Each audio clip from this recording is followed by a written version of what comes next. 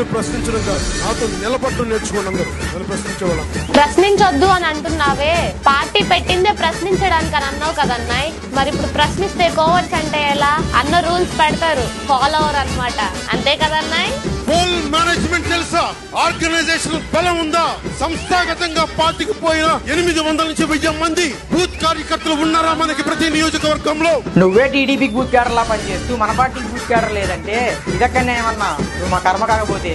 అంతేగాని నాకు సలహాలు ఇచ్చేవాళ్ళు మీకు తెలుసా జగన్ ఎలాంటి వాడో? జగన్ ఏం చేసినా ఆయన పార్టీ గెలుపు కోసమే పనిచేస్తారు కాబట్టి ఆయన ఎవరు ప్రశ్నించరప్ప. నువ్వేం చేస్తున్నావు? జనసేన ముసుగులో టీడీపీ కోసం పనిచేస్తున్నావు. అందుకే నీ వాళ్ళు నిన్ను నమ్మకం ప్రశ్నిస్తున్నారు.